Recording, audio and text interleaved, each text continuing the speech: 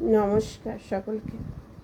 আজ আমি রবীন্দ্রনাথ ঠাকুরের একটা কবিতা আবৃত্তি ঠিক না, একটা কবিতা পাঠ করব। এটা আমাদের বাংলা অনার্সে ছিল, আমার ভীষণ ভালো লাগে। উদ্ভ্রান্ত সেই আদিম যুগে স্রষ্টা যখন নিজের প্রতি অসন্তোষে নতুন সৃষ্টিকে বারবার করছিলেন বিধ্বস্ত, তার সেই অধৈর্যের ঘন ঘন মাথা নাড়ার দিনে রুদ্র সমুদ্রের বাহু প্রাচীর ধরিত্রীর বুকের থেকে ছিনিয়ে নিয়ে গেল আফ্রিকা।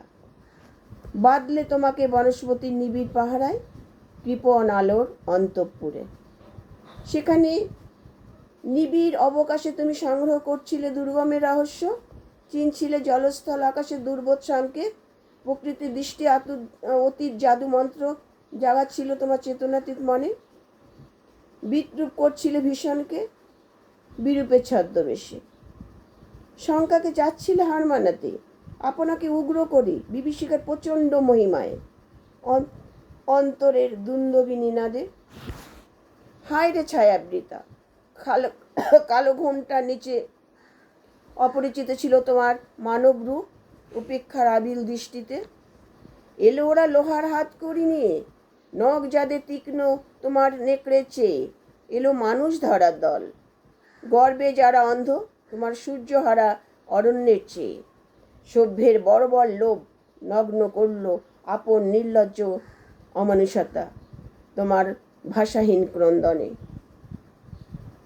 বাষ্পকুল অরণ্য পথে পঙ্কিল হলো ধুলি তোমার রক্তে অশ্রুতে মিশে, দস্যু পায়ের কাটামারা জুতোর তলায় বিভৎস কাদার পিণ্ড চিরচিহ্ন দিয়ে গেল তোমার অপমানিত ইতিহাসে।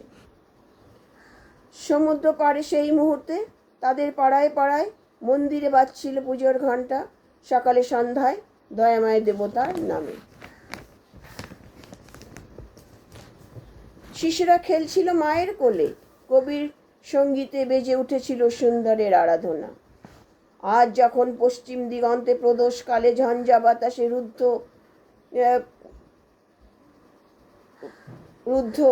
যখন গুপ্ত গহ্বর থেকে পশুরা বেরিয়ে এলো, অশুভ ধ্বনিতে ঘোষণা করলো দিনের অন্তিমকাল।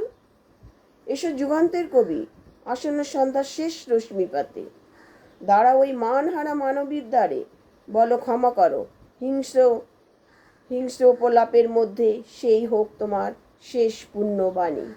নমস্কার।